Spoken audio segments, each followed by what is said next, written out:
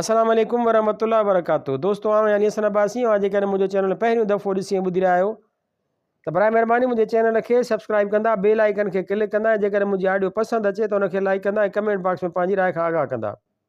किताब जो नालो आहे सिंध जो देवमालाई किरदारु सिराज।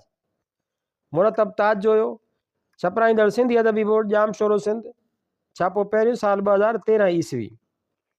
सिंधी अदब जो देवमालाई किरदारु नसीर सुमरो। हिन रुगो सिराज नाले सां लिखियो, पूरो नालो न लिखण बि संदसि तरफ़ां नादीदा बिदअतुनि ख़िलाफ़ एहतिजाज हो। शिकायतुनि, ॾोरापन ऐं मयारुनि ॾियण बदिरां पंहिंजी तख़लीक़ी ॾात खे अदब जो रूप ॾिनई। हिन अदब में तख़लीक़ाती तहक़ीक़ जो रुख उजागर कयो। तख़लीक़ ऐं तहक़ीक़ जे दाइरे जूं 63 डिग्रियूं सिंध धरती ऐं सिंधी ॿोलीअ ॾांहुं वठी वेंदड़ आहिनि। इनकलाब फ्रांस खां पोइ अदब ऐं आर्ट जी दुनिया में केतिरा ई इस्तिलाह मुतारिफ़ थिया। पार्लियामेंट में साॼे पासे वेठल साॼी धुर ऐं खाॿे पासे वेठल खाॿी धुर तौरु सुञाता विया। सिंधी अदब में तरक़ी पसंदि ऐं रुजत पसंदि धुरियूं रहंदियूं आयूं आहिनि। ख़ासि तौरु उन्हनि ॾींहंनि जूं बाक़ियात सम्झियूं वेंदियूं आहिनि जॾहिं दुनिया ॿिनि बिलाकनि जे पावर में विरायल हुई, सरमाएदाराणू समाज ऐं सोशलिस्ट समाज, जेको तर्ज़ हुकूमत में हींअर यूनिपोलर आहे ऐं जोहर में अलॻि अलॻि फ़िक्री धाराउनि वारो आहे। वन यूनिट ख़िलाफ़ अदीब ऐं शागिर्दनि जी जिदोजहद हुजे या MRD तहरीक जा असरात हुजनि, कहाणियुनि, नावलनि ऐं शाइरीअ में उन्हनि जा चिटा अक्स मिलनि था। हीउ दौरु 80 जे ॾहाके ताईं शिदत वारो रहियो आहे। सिराज खाॿे धुर जे उञाण जो अलमबरदार हो। तहक़ीक़ हर दौर जो अदब आहे। लिसानियात यानी सिंधी ॿोलीअ जे खोजना में सिराज उल हक़ पंहिंजो घणो तणो वक़्तु सर्फ़ कयो। तहक़ीक़ में संदसि रवैयो गैर रिवायती हो। रिवायत आहे त मेमण लफ़्ज़ मोमिन मां माख़ूज़ आहे ऐं पाण तहक़ीक़ करे ॿुधायई त उन जो धातु मेंधड़ यानी मापण तोड़ण वारो आहे। हीअ दरियाफ़्त मेमणी लोक अदब जे मतन में ॼाणायल आहे। मेमण असल में सिंधी आहिनि। वापारी धंधे ऐं किरत सां सुञाणप हितां जी रिवायत रही आहे। ठीकु आहे त सिंधी पंहिंजी झूनी तारीख़ सांढे न सघिया, पर हिननि जी मकानी ऐं धरतीअ धणी हुजण जो सबूत उहो आहे त सिंधी ॿोली लाॾाऊ ऐं तारीख़ी उथल पुथल वारनि हालतुनि में बरक़रार रखी अथऊं। सिंधी ॿोलीअ खे ॿिनि वधवाननि संस्कृत जी धीअ कोठियो त सिराज चयो त संस्कृत सिंधीअ मां निकितल ज़ुबान आहे। मुरवज आहे त शाइरी पैगंबरीअ जो जुज़ो आहे। पाण चयईं पैगंबरी शाइरीअ जो जुज़ो आहे। हू तख़लीक़ाती तहक़ीक़ जो वॾो नालो हो। हू रोशन दिमाग़ ऐं चिटी बसीरत वारो लेखक हो। विरहाङे खां पोइ हू कलीज सानी हो। लिसानियात में यादगार कमु कयई। वधि खां वधि नावेल लिखियई, परॾेही अदीब मां अफ़साना तर्जुमो कयई ऐं अंग्रेज़ीअ में बि तर्जुमा कयई। सिंधी ॿोलीअ ते अंग्रेज़ीअ में सिंधी लैंग्वेज अथॉरिटी तरफ़ां संदसि किताब छपिजी चुको आहे। डीपलाई प्रेस में प्रूफ रीडर तौरु इल्मी सफ़र जो आगाज़ कयई। मोहम्मद इब्राहिम जोए जी अखि खेसि सुञाणे वरितो ऐं सिंधी अदबी बोर्ड में खेसि नौकरीअ में रखियई। हिन इक़्तिसादियात बाबति किताब बि तर्जुमो कयो। सिराज उल हक़ जे नावलनि जे किरदारनि ते तफ़सीली लिखण ऐं तनक़ीदी तजिए करण जी ज़रूरत आहे।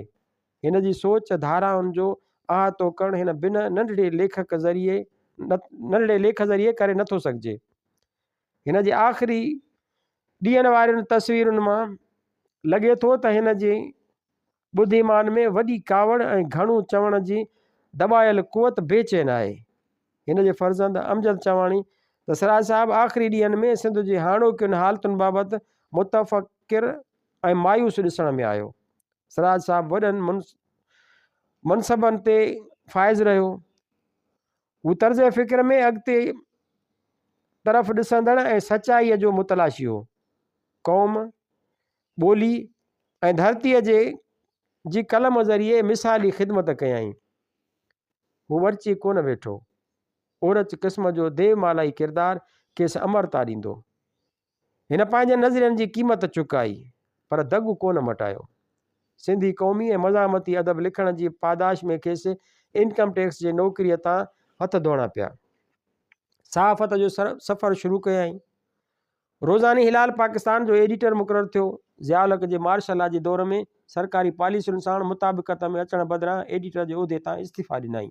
सिराजुल हक़ मेमण 24 अक्टूबर सन 1933 ईस्वीअ ते टंडे जाम ज़िले हैदराबाद में मोहम्मद याकूब मेमण जे घर में जनम वरितो। MA LLB कयाई। वहंदड़ दरिया जे पाणीअ वांगुरु मुतहरिक ज़हन वारो रहियो। पंहिंजो रस्तो पाण ठाहे कामयाबी माणियाई। 2 फरवरी सन 2013 ईस्वीअ ते फ़ानी जहान छॾियाई। कराची सिंध जी राजधानी वारे शहर में मिटीअ मां हवाले कयो वियो। अलामा इक़बाल चयो आहे त तेरे आज़ाद बंदों की न ये दुनिया न वो दुनिया, यहाँ मरने की पाबंदियाँ वहाँ जीने की पाबंदी, यहाँ मरने की पाबंदी वहाँ जीने की पाबंदी। जुरतमंद लेखक जो विछोड़ो। अली ॾिनू जरवार। सिंध धरती हिकु तमामु वॾे अज़ीम इंसान ऐं सिंधी ॿोलीअ जे हिकु वॾे लेखक खां महरूम थी चुकी आहे, जंहिं सिंध जे तारीख़ ते 2 अहम नाविल पढ़ा डोसोई सॾु ऐं मरण मूसी आव लिखिया। हिननि ॿिन्ही नाविलनि में सिंध ते धारियुनि जी यलगार ऐं धरती धणियुनि जे बहादुरीअ जा किरदार वाखा कयल आहिनि। हिकु तरफ़ धारे हमले आवरनि जी फुरलुट जी अकासी थियल आहे त ॿिए तरफ़ वरी सिंधी जोधनि जी जवाबी कार्रवाई ऐं काब्ज़नि ख़िलाफ़ वेड़ ऐं इर्थाबंदी करण जे किरदारनि खे नुमायां कयो वियो आहे। ॿई नाविल सिंध जे तारीख़ जे उन दौर ते लिखिया विया आहिनि जॾहिं सिंध अरगूननि ऐं तुरखाननि ऐं मुग़ल हुक्मराननि जे कब्ज़े हेठि हुई। हूअं त सिंध सदाईं कब्ज़नि हेठि रही आहे ऐं उनजो नाणो ॿाहिरि मुंतक़िल थींदो रहियो, पर मुग़लनि, अरगूननि ऐं तुरखाननि जे उन दौर में सिंध वधीक बरबरियत जो निशानो बणी आहे। जसो जे सिराजुल हक़ मेमण खे, जंहिं सिंध जे तारीख़ जे हिन ॾुखो ईंदड़ पहलूअ ते कलम खयो आहे। हू जिस्मानी तौर त असां सभिनी सिंध वासियुनि खां मोकिलाए चुको आहे, पर संदसि लिखणियूं ऐं यादूं असां वटि मौजूदु आहिनि, जेके असीं सारे खेसि ख़राज अक़ीदत पेश करे रहिया आहियूं। संदन ॿियो नाविल आहे प्यासी धरती रमंदा बादल। हिन नाविल जा 3 हिसा आहिनि। पहिरियों हिसो मुंहिंजी दुनिया हेकल व्याकल, ॿियो तुंहिंजी दुनिया सभु रंग सांवल ऐं टियों मुंहिंजी दुनिया मर्ग तरसना आहे। हिन नाविल मुतालिक़ मोहतरम सिराजुल हक़ साहब पाण हिकु हंधि लिखियो आहे त कुझु यारनि जी महफ़िल हुई। अयाज़, रशीद, तनवीर, रब्बानी, रसूल बख्श पलीजो, मुराद अली मिर्ज़ा, ऐनकाफ शेख ऐं न्याज़ हुमायूनी हिकु गीत ॿुधायो। मुंहिंजी दुनिया हेकल व्याकल, तुंहिंजी दुनिया सभु रंग सांवल, मुंहिंजी दुनिया मर्ग तरसना, तुंहिंजी दुनिया रमंदा बादल। ऐं मूं उन ई वक़्तु दोस्तनि खे ॿुधायो तव्हां पंहिंजे नाविल जो नालो हिननि सिटुनि मां खणंदुसि ऐं मुंहिंजी दुनिया मर्ग तरसना रखंदुसि। हीअ ॻाल्हि 1960 खां 64 ईस्वीअ जी आहे। अॻिते हली जॾहिं हीउ नाविल मुकमिल थियो ऐं उन खे सिराज साहिब जॾहिं आख़िरी शकिल ॾिनी तॾहिं बक़ौल संदसि ॾिठुमि त टेक्निक जे लिहाज़ खां नाविल 3 हिसनि ते मुश्तमिल थी पियो। सिराज जो हीउ सॼो नाविल सिंध जे जागीरदार ऐं समाज जी नफ़्सियाती सोच मुतलिक़ बि आहे त वरी उन में मज़ाहिमती किरदार बि आहिनि। हिन नाविल में इनकलाबी हलचल कंदड़ कुझु मुस्बत सोच रखंदड़ फ़र्दनि जो हिकु ग्रुप बि ॾेखारियो वियो आहे। नाविल जी शुरूआति शाह इनायत शहीद जे मेले जे पस मंज़र में कई वई आहे। दिलि चवे पई त उनजो पहिरियों पैराग्राफ हिते पेश कजे। भल भला जो को छे हुई कोन्हे, पर हेल झोक शरीफ़ जो मेड़ो वाह जो लॻल हो। माण्हू ईअं अची गाहट थिया ॼण त वरी अलाए शाह इनायत जे चौंठ ते अचणु थिए या न। समूरी सिंध उथली पई हुई ऐं वरी नाविल जी पुॼाणीअ जा लफ़्ज़ बि दिलि खे छुहंदड़ लॻा अथसि। नाविल जी पुॼाणीअ में रोशन ख़्याल ऐं तरक़ी पसंदि फ़र्दनि जे गिरोह जी हिकु जाखोड़ींदड़ किरदार जी आख़िरी मुलाक़ात आहे। काल कोठड़ी अंदरि फांसी घाट में वेठल शख़्स जा आख़िरी लफ़्ज़ आहिनि, भाऊ उहो दरवाज़ो बंदि न कर, मूंखे पंहिंजे हाल ॾे वठी हल। मूं में माज़ी ऐं मुस्तक़बिल सां आख़िरी मुलाक़ात जो हौसलो न आहे। मतिलबु त सिराज जेको बि लिखियो आहे ऐं उहो धरतीअ लाइ लिखियो आहे।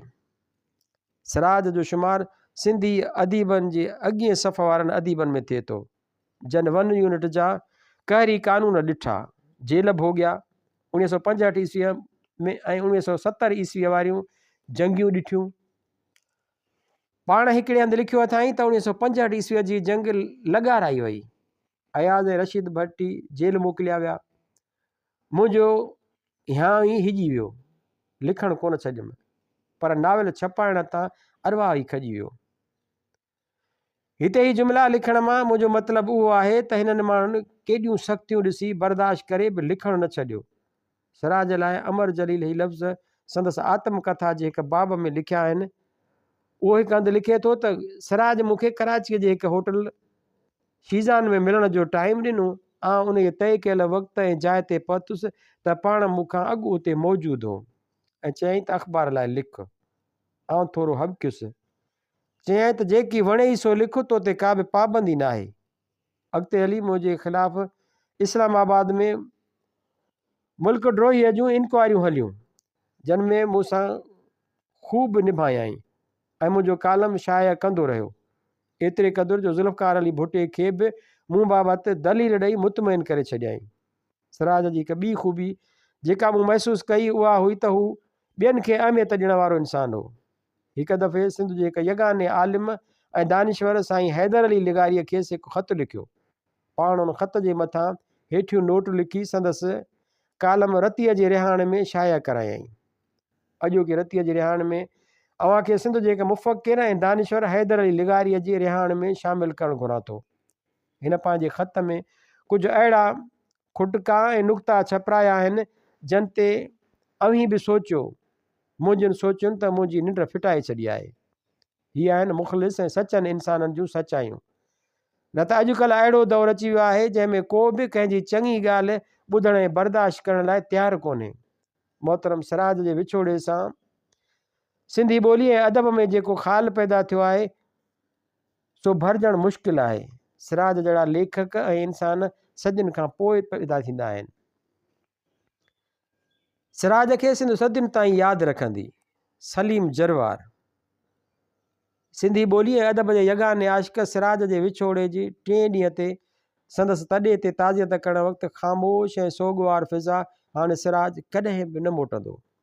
ॻाल्हि सोचींदे सोग वारी कैफ़ियत अचानक ॾुख ऐं दर्द में तब्दील थी वई। उहो दर्द सदियुनि लाइ आहे। अॼु संदसि विछोड़े खे भली कुझु ई ॾींहं मस गुज़रिया आहिनि, पर संदसि भेटा लाइ लिखियल ई सिटूं सदियुनि ऐं नसुलनि जी अमानत आहिनि। उहे ॾींहंनि जो मुहताज न आहिनि।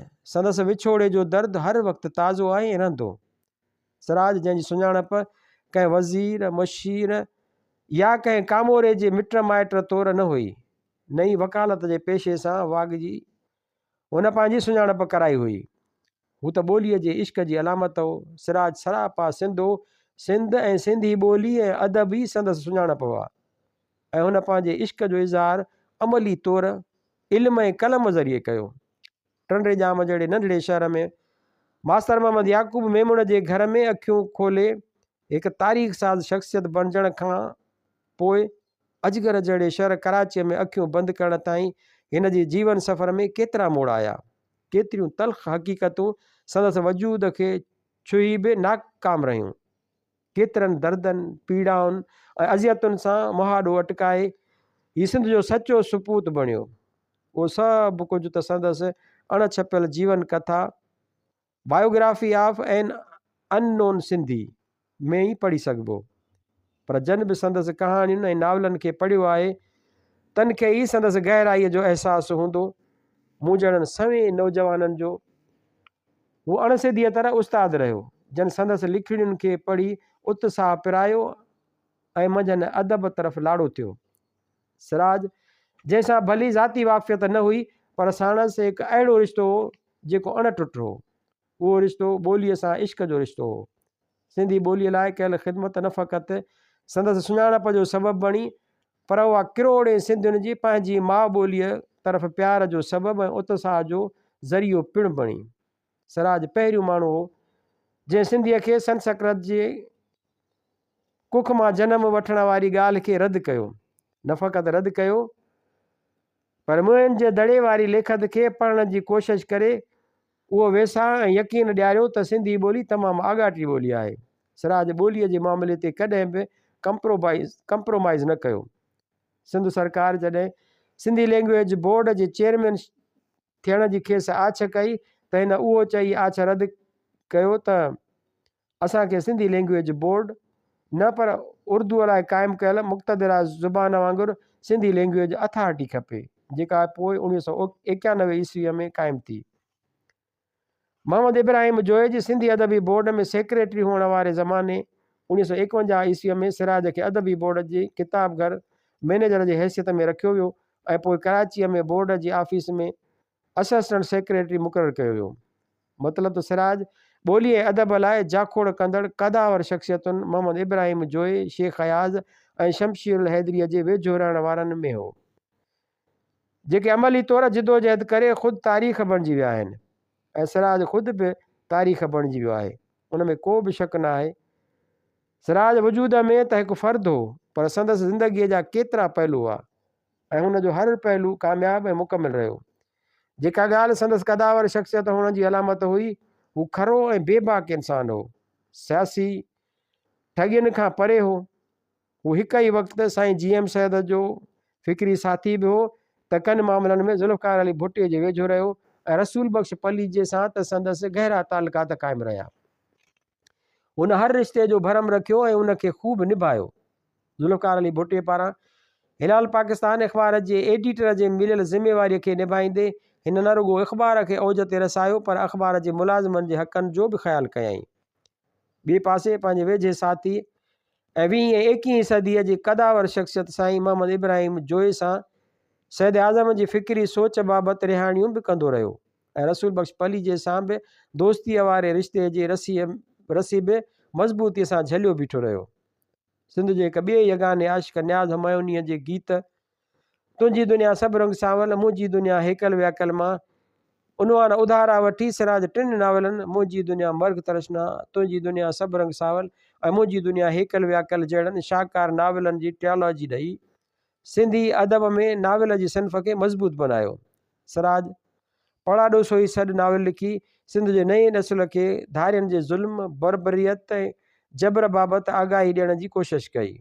उनखां सवाइ संदसि नाविल मरणमूसी आव ऐं कहाणियुनि जे किताबनि बि नवनि पढ़ंदड़नि खे हिमत ऐं हौसलो ॾिनो। सच त सिराज मूं जहिड़नि लखे नौजवाननि लाइ उहो अणॾिठो उस्ताद हो जंहिं असांजे ज़हनी चीच पकिड़े असांखे अदब जी दुनिया ॾांहुं वधण लाइ उत्साहियो। असांजी मौजूदा टहीअ जी ख़ुशनसीबी आहे जो सिंधी अदब जी वॾनि नालनि सिराज, अमर जलील, कमर शहबाज, नूरुल्ला शाह, आगा सलीम जहिड़ियुनि वॾियुनि शख़्सियतुनि सां गॾु असां हिक ई फ़ज़ा में साह खयूं ऐं संदनि लिखणियुनि खे पढ़ी हासिलु कयो। सिराज न फ़क़ति ॿोलीअ जो वॾो पारखो ऐं नसर नवीसो, पर इम्तिहानी लिहाज़ खां बि ज़हानत में पंहिंजो मट पाण हो। 1957 ईस्वी धारे चटा भेटीअ वारे इम्तिहान CSS में पोज़ीशन हासिलु करे पाण मञायईं। अॻिते हली सरकारी मुलाज़मत दौरान जनरल हया जे राताहे जो शिकार बणियल 303 ऑफिसरनि में संदसि नालो बि शामिल हो। इक़्तिसादियात में कमाल दर्जे जी ॼाण रखंदड़ सिराज जो शुमार मुल्क जे चोटीअ जे वकीलनि में थींदो हो, जेको हिकु सिंधी हुअण नाते यकीनन फ़ख्र लाइक़ु ॻाल्हि हुई। वालिद जे वफ़ात खां पोइ भाइरनि ऐं भेणुनि में वॾो हुअण करे मथसि ज़िम्मेवारियुनि जा अंबार हुआ, जेके ज़िम्मेवारियूं हुन नंढड़ियूं मुलाज़मतूं करे बि पूरियूं कयूं। सिंध में छोकिरियुनि जे पढ़ाइण वारे रुझान खे ग़लति सम्झंदड़ समाज में उस्ताद मोहम्मद याक़ूब जे नियाणियुनि जो पढ़णु कंहिं मौजज़े खां घटि न हो। सिराज साबित क़दमीअ सां पंहिंजे भेणुनि ऐं भाइरनि जी तालीम लाइ हिमत ऐं हौसले जी लाट बणियो ऐं अॻिते हली ज़माने ॾिठो त संदसि घराणो आला तालीम याफ़्ता घराणनि में शुमारु थियणु लॻो। संदसि वॾे हुअण वारो रिश्तो हुन ज़िंदगीअ जे आख़िरी अयामनि ताईं निभायो। हर आचर ॾियारे भेणुनि भाइरनि ऐं संदनि औलाद जी आमद सां सिराज जे घर में मेलो मतल हूंदो हो ऐं हर आचर ते मानी गॾु खाइण वारी रस्म हिन घराणे जी मुस्तक़िल फितरत बणिजी वई। हर ईद ते भेणुनि भाइरनि ऐं संदनि ॿारनि लाइ कपिड़ा वठी ॾियणु ॼणु सिराज साहिब जो फ़र्ज़ु बणियलु हूंदो हो। भाइरनि, भेनरुनि, भाइटनि ऐं भाणेजनि जे वॾनि उहिदनि ते हुअण बावजूदि सिराज जी हुन फितरत समूरे कुटुंब खे अलॻि अलॻि रहंदे बि हिकु करे रखियो हो। अॼु सिराज जो न हुअणु यकीनन संदसि कुटुंब लाइ वॾो नुक़सानु आहे, पर संदसि विछोड़े सिंधी अदब जे मैदान में वॾो ख़ाल पैदा कयो आहे।